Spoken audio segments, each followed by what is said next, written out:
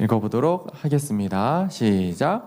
예수께서 길에 나가실새 한 사람이 달려와서 꿇어 앉아 묻자오되 선한 선생님이여 내가 무엇을 하여야 영생을 얻으리이까? 예수께서 이르시되 내가 어찌하여 나를 선하다 일컫느냐? 하나님 한 분 외에는 선한 이가 없느니라. 내가 계명을 안 하니 살인하지 말라, 간음하지 말라, 도적질하지 말라, 거짓 증거하지 말라, 속여 취하지 말라, 내 부모를 공경하라 하였느니라. 여짜오되 선생님이여 이것은 내가 어려서부터 다 지키었나이다. 예수께서 그를 보시고 사랑하사 가라사대 내게 오히려 한 가지 부족한 것이 있으니 가서 내 있는 것을 다 팔아 가난한 자들을 주라. 그리하면 하늘에서 보화가 내게 있으리라. 그리고 와서 나를 쫓으라 하시니 그 사람은 재물이 많은 고로 이 말씀을 인하여 슬픈 기색을 띠고 근심하며 가니라. 예수께서 둘러보시고 제자들에게 이르시되 재물이 있는 자는 하나님의 나라에 들어가기가 심히 어렵도다 하시니 제자들이 그 말씀에 놀라는지라. 예수께서 다시 대답하여 가라사대 얘들아 하나님의 나라에 들어가기가 어떻게 어려운지 약대가 바늘귀로 나가는 것이 부자가 하나님의 나라에 들어가는 것보다 쉬우니라 하신대. 제자들이 심히 놀라 서로 말하되 그런즉 누가 구원을 얻을 수 있는가 하니 예수께서 저희를 보시며 가라사대 사람으로는 할 수 없으되 하나님으로는 그렇지 아니하니 하나님으로서는 다 하실 수 있느니라. 베드로가 여짜와 가로되 보소서 우리가 모든 것을 버리고 주를 쫓았나이다. 예수께서 가라사대 내가 진실로 너희에게 이르노니 나와 및 복음을 위하여 집이나 형제나 자매나 어미나 아비나 자식이나 전토를 벌인 자는 금세에 있어 집과 형제와 자매와 모친과 자식과 전토를 100배나 받되 핍박을 겸하여 받고 내세의 영생을 받지 못할 자가 없느니라. 그러나 먼저 된 자로서 나중되고 나중된 자로서 먼저 될 자가 많으니라. 아멘. 자, 우리 지난 줄거리를 한번 더 새겨봅시다. 이혼에 관한, 결혼에 관한 주제로 말씀을 나눴었습니다. 바리새인들이 예수님께 이렇게 따져 묻는 거죠. 이혼을 해도 되느냐? 이 질문이 어디서 이루어졌냐고 했냐면 마케루스라는 세례 요한이 죽은 그 장소에서 이 질문을 예수님께 던졌다고 해요. 바리새인들은 예수님께 나와서 이혼을 해도 되냐? 사람이 이혼 증서를 써서 여자를 내어버리는 게 옳으냐라고 얘기했어요. 이 질문은 단순히 그냥 결혼과 이혼에 대해서 물은 게 아니라 함정을 파놓고 예수님한테 물은 거라고 했죠. 율법은 말하기를 이혼 증서를 써서 이혼할 수 있다라고 얘기하고, 그리고 세례 요한은 이제 헤롯에게 대해서 너가 헤로디아를 취한 게 옳지 않다, 너가 이혼을 하고 그 사람을 취한 게 옳지 않다라고 얘기를 했죠. 그리고 헤롯은 자신의 권력과 권위를 위해서 자신의 원래 아내를 버리고 헤로디아를 이제 아내로 맞아들였습니다. 예수님께서 만약에 이혼을 해도 된다라고 얘기하면 너 어차피 세례 요한처럼 너도 죽을 운명이네 하면서 이제 바리새인들이 헤롯에게 고발을 하겠죠. 그리고 만약에 헤롯이 옳다라고 방금 제가 헤롯이 옳다라고 했나요? 이혼이 가능하다라고 얘기했으면은 그 사람은 세례 요한과 또 다른, 그러니까 부딪힘이 있는 거죠. 어느 방법을 선택을 해도 율법에 부딪히건 세례 요한의 주장에 부딪히건 아주 난처한 상황에 처하는 거죠. 예수님은 그것에 대해서 헤롯의 이야기를 굳이 꺼내지 않으시고 이혼, 결혼이 무엇인지에 대해서 다시 성경에서 찾습니다. 하나님은 두 사람이 하나 되게 하신 것, 그러니까 그것을 결혼이라고 하시고 남자와 여자가 부모를 떠나서 하나 되게 하신 것이 결혼이다. 그렇다면 하나님이 하나 되신 것을 사람이 나누지 못한다라고 얘기를 하시고 이제 질문에 대한 답변을 끝내셨죠. 그리고 제자들과 함께 집에 있었을 때 이제 정확하게 설명을 하죠. 누구든지 가정이 있는데 자기의 아내와 남편이 있는데 다른 사람을 맞아들이고 다른 사람과 결혼하기 위해서 지금 이혼한다? 이거는 간음죄다. 이거는 죄다. 하나님께도 죄를 범하는 거고, 그리고 가정 안에서 가장 약한 아이들, 이 아이들에게도 크나큰 상처를 남긴다라고 이제 예수님이 못을 박으십니다. 그렇게 예수님은 율법도 악하지 않고 또 세례 요한이 말한 그 하나님의 말씀, 또 어떤 것도 악하지 않은데 다만 사람의 마음이 악해서 이 모든 것을 자기 욕심대로 어떻게든 악용하려고 한다라고 얘기를 했죠. 그래서 우리가 어떻게 이 결혼, 이혼하지 않는 어떻게 하면 결혼 생활을 할 수 있느냐에 대해서 이제 어떤 대답을 했냐면 하나님 안에서 서로 배려하고 이제 다름을 존중하고 또 헌신하고 섬김으로 하나님이 하나 되게 하신 것을 끝까지 지켜나가야 된다라고 얘기를 했죠. 반대로 내 욕심만을 가지고 뭔가를 하려고 하거나 이 내 욕심을 더 주장하게 되면 그 하나 되게 한 게 이제 파괴된다라고 해서 자신의 욕심을 버리고 하나님이 하나 되신 것을 가꾸어 나가기 위해서 노력해야 된다고 이렇게 얘기를 했습니다. 그래서 오늘은 영생을 바라는 그 사람은 무슨 대답을 기대하고 예수님께 나왔을까라는 이 제목으로 말씀을 한번 보고자 합니다. 어떤 한 사람이 예수님께서 이제 길을 걸어가시는데 달려 나옵니다. 예수님께서 막 걸어가시는 길에 어떤 한 사람이 예수님을 보고 예수님께로 막 달려 나와서 예수님 앞에 꿇어서 앉고 그리고 예수님께 묻기를 시작해요. 그런데 여러분 잘 생각해 보면 길바닥에서 누가 어떤 평범한 사람이 길바닥에서 누군가와 인사할 때 꿇어 앉나요? 그런 일은 거의 없어요. 막 왕을 대할 때 정말 대단한 사람을 대할 때면 몰라도 막 일반 친한 사람하고 만났을 때 오 안녕하세요 안녕하세요 하면서 갑자기 막 무릎 꿇고 막 절하고 이런 일은 없을 거예요. 그만큼 이 사람은 예수님에 대해서 아주 대단하신 분이다, 아주 귀하신 분이다라는 생각을 가지고 있었던 거예요. 이 사람이 예수님 앞에 꿇어 앉아서 이제 묻기 시작합니다. 선한 선생님이요, 어떻게 하면 내가 무엇을 해야 영생을 얻을 수 있습니까? 라고 얘기를 해요. 이 사람 영생을 얻는다라고 이제 듣는 거 보니까 뭔가 다음 세대, 뭔가 오는 하나님 나라에 대해서 관심이 있는 것 같아요. 하나님의 나라에 관심이 있고 하나님의 말씀을 듣기 위해서 예수님 앞에 나왔다는 거. 정말 이 사람 뭔가 깨달음을 얻기 위해서 예수님 앞에 나온 거예요. 지금 그냥 예수님이 대단하기 때문에 예수님 앞에 나와서 와 예수님 이렇게 얘기한 게 아니라 진짜 뭔가를 얻고 싶은 거예요. 영생을 얻기 위해서 내가 뭘 하면 되는지 그 가르침을 듣고 싶은 거예요. 그렇게 해서 예수님 앞에 달려 나와서 꿇어서 이제 예수님 앞에 묻는 거죠. 뭔가 절실한 태도가 느껴집니다. 이 말씀을 보는데요, 뭔가 자꾸 생각이 나요. 내가 이거 설교에서 들은 느낌이 있어 하고 이제 막 이렇게 마가복음을 다시 찾아봤거든요. 마가복음 1장부터 쭉 읽다가 보니까 마가복음 1장에 아주 비슷한 모습이 나타나요. 한 문둥병자가 예수님께 나오는데 예수님께 막 달려와서 꿇어 엎드려 또 간구하여서 아뢰되 선생님 원하시면 나를 낫게 하실 수 있나이다. 진짜 절박한 심정으로 예수님 앞에 나오는 그 문둥병자가 있었거든요. 이 한 사람도 예수님 앞에 정말 갈급하고 절실한 마음으로 나왔습니다. 그래서 선한 선생님이여 내가 뭘 해야 영생을 얻을 수 있냐라고 물으니까 예수님이 이제 그 답변에 대해서, 그러니까 그 질문에 대해서 바로 답을 하지 않으시고 바로 이렇게 지적을 하세요. 너가 왜 나한테 선하다고 하냐? 너가 왜 나한테 선하다고 하냐? 하나님 외에는 선한 분이 없다라고 얘기를 하세요. 그리고 이제 질문에 대해서 답변을 하기 시작하시죠. 너가 계명을 안 하니 살인하지 말라, 간음하지 말라, 도적질하지 말라, 또 거짓 증거하지 말라, 남의 것을 속여 취하지 말라, 그리고 네 부모를 공경해라. 많이 들어봤을 거예요. 이거 살인하지 말라, 간음하지 말라, 도적질하지 말라, 이 세 개 딱 들리면은 뭐가 떠오르시나요? 십계명이 떠오르실 거예요. 십계명이 떠오르실 거예요. 진짜 간단한, 정말 하나님의 말씀을 아는 사람이라면 기본적으로 알아야 될 이 십계명에 대해서 얘기를 하십니다.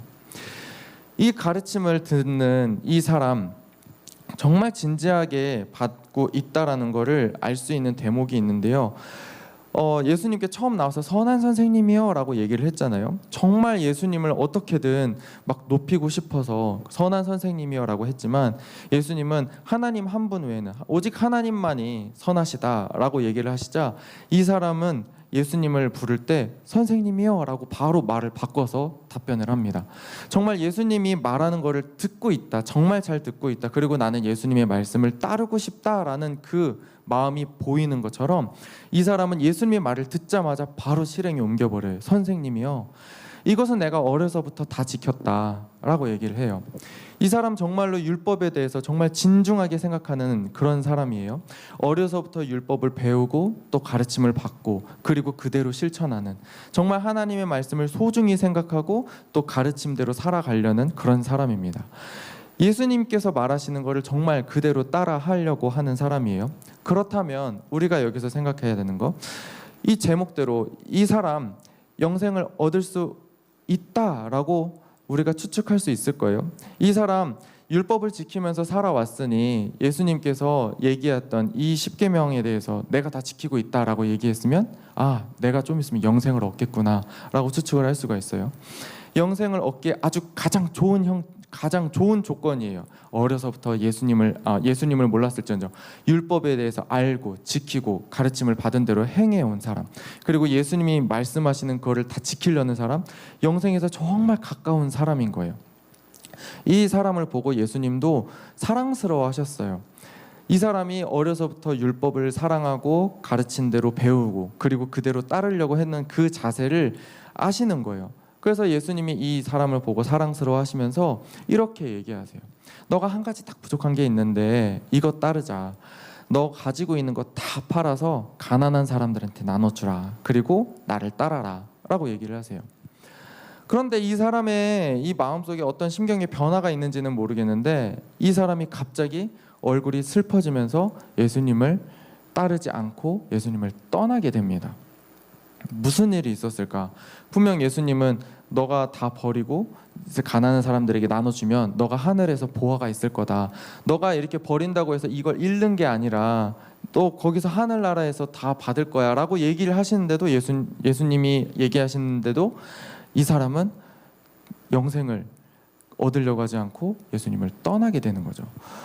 이 사람이 가지고 있던 그 재물에 대한 생각이 무엇이길래 이 사람은 예수님을 버리고 영생을 버리고 재물을 따랐을까요? 이 사람에게 재물이 무엇이었냐 보면은 그것입니다. 당시 많은 재물은요 하나님의 복을 상징했어요. 하나님의 복을 받았다 하면은 드러나는 것 중에 하나가 이제 많은 재물이었던 거죠. 그래서 많은 재물이 있어요. 그러면 너 하나님의 복을 받았구나. 하나님의 복을 받아서 그렇게 잘 됐구나. 누가 하나님의 복을 받겠습니까? 당연히 율법을 지키고 따르는 사람이겠죠. 신명기에도 이렇게 나와 있습니다. 너가 하나님의 말씀을 듣고 따르고 그대로 행하면 너가 들어가도 복을 받고 나가도 복을 받고 네 접시가 그릇을 받고 뭐 요즘 말로 하면 네 스마트폰이 복을 받고 네 책상이 복을 받고 이런 진짜 별의별 복이 다 임한다는 얘기죠. 이 사람 우리가 봤을 때 어려서부터 율법을 알았어요. 그리고 부자, 이제 좀 있으면은 그가 재물이 많았다라는 부연 설명이 있는데 그가 율법을 따랐어요. 하나님을 알아요. 하나님의 말씀을 소중히 여길 줄 알아요. 그리고 부자가 됐어요. 그럼 누가 봐도 이 사람 하나님의 복을 받은 사람이구나 라고 생각을 하는 거죠. 그 사람에게 있어서 재물이라는 거는 내가 하나님의 복을 받았다는 증거예요. 내가 열심히 살고 있구나, 내가 하나님의 뜻대로 살고 있구나라는 어떤 증거물이에요. 그리고 이거는 내가 하나님의 복을 받았기 때문에 내가 누릴 수 있는 거야. 내가 마음껏 누릴 수 있는 재물이야 라고 생각을 하는 거죠. 예수님이 이 사람한테 너 가진 거 다 버리고 사람들에게 나눠줘라 라는 얘기를 했을 때 이 사람은 이렇게 받아들이게 되는 겁니다. 내가 하나님의 율법을 지켜서 복을 받아서 나에게 많은 재물이 있는데 이거 하나님이 나한테 누리라고 하나님이 나한테 준 건데 이걸 다 버리라고? 말도 안 돼 라고 얘기하는 거죠. 말도 안 돼. 어떻게 하나님이 준 거를 내가 그렇게 율법 지켜서 얻은 재물인데 이걸 내가 왜 버려? 라고 하는 거죠. 그리고 또 반대로 뒤집으면은 여러분 부자가 하나님의 복을 받았다면 가난한 사람은 뭘까요? 하나님의 복을 받지 못한 사람이죠. 왜 받지 못했을까? 그렇게 생각하는 거죠. 하나님의 말씀을 따르지 않았기 때문에 가난해졌다라고 생각을 하는 거죠. 이 사람의 입장에서 가난한 사람을 봤을 때는요, 불쌍하다, 그냥 불쌍하다가 아니라 이거 하나님의 말씀도 제대로 못 지키는 사람들이네, 그래서 가난해졌네 라고 뒤집어서 생각을 하는 거죠. 부자가 가난한 사람들에게 그냥 나눠주는 게 아니라 어쩌면 가난한 사람과 똑같은 모습이 되라라고 얘기하시는 거잖아요. 예수님이 할 수가 없다라고 얘기하는 거죠. 제자들이 그 전부터 계속 얘기했던 주제예요. 특권의식, 뭔가 권위의식. 나는 하나님의 복을 받았으니까 나는 이런 거 다 누릴 수 있어. 너희들과는 달라. 너 가난한 사람들과는 달라 라고 생각했던 그 생각이 이 부자의 머릿속에 있었는지도 몰라요. 그래서 예수님이 너희 거 다 버려라 라고 했을 때 이 사람은 내가 어떻게 얻은 건데, 내가 누릴 수 있는 건데 이거 다 버리고 저 가난한 사람들과 같이 되라고? 이건 있을 수가 없어 라고 얘기하는 거죠. 이 예수님의 말씀을 따르려고 했다가 너무 어려워진 거예요. 그래서 예수님을 떠나게 돼버립니다. 여러분도 그렇게 생각하시나요? 꼭 부자가 하나님께서 누리라고 주신 그 돈을, 그 재물을 자기 혼자만 누리라고 하나님이 주신 걸까요? 아니에요. 성경은 절대 그렇게 얘기하지 않아요. 물론 하나님의 말씀을 듣고 따르면 복이 옵니다. 그래서 많은 재물이 올 수 있어요. 그러면 자기만 누리면 되느냐? 아니에요. 가난한 사람들을 도와주고 약자를 보호하고, 이게 성경이 말하는 이 부자 또는 높은 사람들이 해야 할 의무인 거예요. 이 사람은 하나는 알고 둘은 몰랐던 거예요. 하나님이 자기한테 복을 주신 건 자기 보고 다 누리라고 한 게 아니었는데, 하나님이 복을 주시는 걸 알았다면 자기가 다 버려도 하나님이 다 채워주실 텐데, 자기가 가지고 있는 이 소유, 자기가 가지고 있던 이 많은 재물에 시선이 묶여서 하나님을 바라보지 못하고 하나님이 주신 복에만 묶여 있어서 결국 예수님 그리고 영생을 가지지 못하게 된 거죠. 결국 예수님은 따르지 못하고 영생을 얻는 방법을 포기하고 예수님을 떠나게 됩니다. 그에게 있어서 재물은요, 하나님의 복에 대한 증거물보다는 하나님을 바라보지 못하게 만드는, 하나님이 주시는 그 영생에서 떠나게 만드는 일종의 올무와도 같은 거예요. 여러분도 이제 살아가면서 많은 복을 경험할 거예요. 하나님이 채워주시고, 또 하나님이 능력을 주시고 지혜를 주시고, 또 뭐 사람 관계를 좋게 해주신다거나, 여러분들이 정말 필요한 것들을 하나님이 그때그때 채워주시는 것을 누릴 거예요. 그때 여러분들 중요하게 생각해야 될 건, 오늘처럼 이 모든 것을 주신 하나님께 내 시선을 맞춰야지, 하나님이 주신 그 무언가에 내가 묶여버리면 하나님을 따르지 못하게 돼버려요. 하나님이 정말 중요한 영생을 주실 건데, 그래서 우리가 하나님을 따라야 되는데, 예수님을 따라야 되는데, 우리가 받은 거에, 내가 받은 이 돈에, 또 명예에, 또 지식에, 지혜에, 인간관계에 이렇게 묶여버리면 우리는요, 그거를 쫓아서 살아가게 되는 거예요. 영생을 따라갈 수가 없는 상태가 돼버리는 거예요. 그렇기 때문에 여러분들 하나님께 무언가를 받았다면 하나님을 바라보시길 바래요. 하나님이 주시는 무언가에 묶이지 마시고 하나님을 바라보시길 바래요. 그 하나님께서 여러분들이 쓰고 또 나눠주고 또 버리고, 하나님을 위해서 버리고 그럴 때일수록 더 많이, 더 깊이 채워주실 것을 여러분 믿으시면서 하나님께 나아가시길 바랍니다. 그렇게 이 사람이 이 재물에 묶여서 예수님을 따르지 못하고 이제 예수님을 떠나게 되자, 예수님은 제자들에게 이렇게 얘기를 합니다. 얘들아, 부자가 정말 하나님 나라에 들어가기가 어렵다. 부자도 하나님 나라에 들어가기가 어려워 라고 얘기하니까 제자들이 이제 놀라는 거예요. 이제 너무 충격을 먹는 거예요. 아까도 얘기했듯이 재물은 하나님이 주시는 복이에요. 그 말은 정말 하나님의 영생에 들어갈 수 있는, 하나님 나라에 들어갈 수 있는 정말 좋은 스펙인 거예요. 부자가 하나님 나라에 들어가는 게 너무나도 어렵다라는 말은 이 사람들에게는 가난한 사람은 물론이고, 이 부자도, 하나님의 복을 많이 받은 부자도 하나님 나라에 못 들어가. 부자보다 더 대단하고 뛰어난 사람만이 하나님 나라에 들어갈 수 있어 라는 식으로 들린 거예요. 그러니까 이 제자들은 이제 놀래는 거죠. 그럼 누가 하나님 나라에 들어갈 수가 있습니까? 가난한 자들 못 들어간다 쳐요. 부자들 뭐 하나님의 복을 많이 받았으니까 하나님 나라에 들어갈 수 있을 거라 생각을 했는데, 부자도 못 들어가요. 그러면은 누가 들어가냐고요. 예수님을 따르는 제자들도 아무것도 없이 그냥 다 버리고 예수님만 따랐는데, 자기들이 하나님께 복을 받았든지 아니면 하나님 나라에 들어갈 수 있다라는 뭔가가, 스펙이 아무것도 없잖아요. 그러니까 이 사람들 예수님 앞에 나가서 뭔가 이렇게 실망한 듯이, 약간 허망한 듯이 현타가 온 거예요. 이제 나 이러면 어떻게 들어가? 라는 식으로 예수님 앞에 베드로가 나와서 이렇게 얘기하죠. 주님, 우리는 진짜 다 버리고 예수님 따랐는데 그럼 우리는 어떻게 하는 거냐고, 우리도 예수님 하나님 나라에 들어갈 수 있는 거냐고, 이렇게 아주 힘없는 소리로 얘기를 하는 거겠죠. 여러분이 생각하기에 하나님 나라에 누가 들어가겠습니까? 정말 하나님의 복을 많이 받은 사람, 율법을 따르는 그런 사람들, 누가 들어갈 거예요? 가난한 사람? 여러분이 생각하기에 여러분은 하나님 나라에 들어갈 수 있을 거라 생각하세요? 청각이는 어때요? 들어갈 수 있을 것 같아요? 못 들어갈 것 같아요? 어떻게 못 들어가면 어떡해요? 네.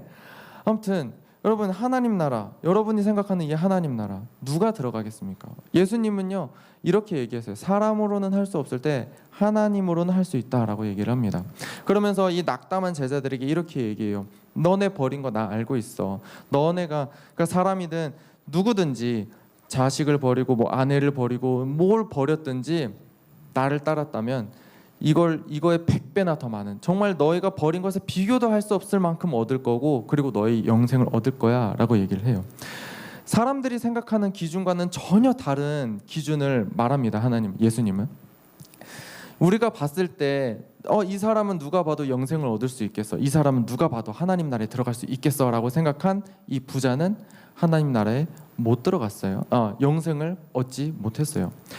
그리고 누가 봐도 이 사람들 하나님 나라에 들어갈 수 있겠냐라고 생각했던 이 제자들, 정말 예수님이 그렇게 가르치고 가르쳐도 깨닫지 못해가지고 정말 우리 속을 답답하게 만들었던 이 제자들, 그냥 예수님 따르는 거 말고는 아무것도 없는 제자들, 이 제자들이 예수님께 너네 영생을 얻을 거다라는 대답을 얻습니다.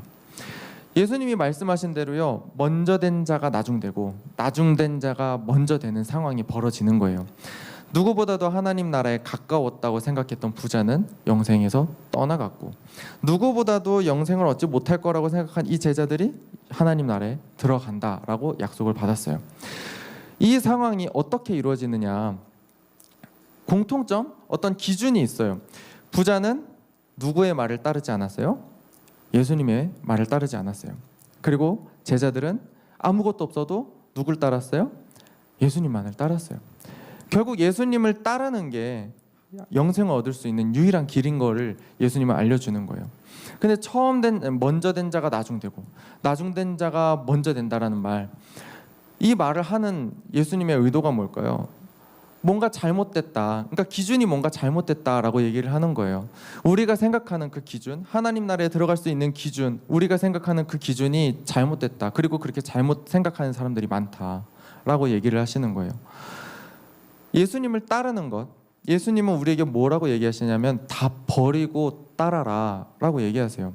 다 버리고 따라라. 오직 예수님만 바라보고 예수님만이 유일한 길이기 때문에 오직 다 버리고 따라라 라고 얘기를 하세요. 이때 나 정말 하나님께 많이 받았어, 나 예수님께 많이 받았어, 영생을 나 누릴 수 있어 라고 그렇게 자만했던 사람들은 다 버리고 예수님을 따라라 라는 그 말에 어떻게 해요? 슬픈 기색으로 예수님을 떠나게 되는 거죠.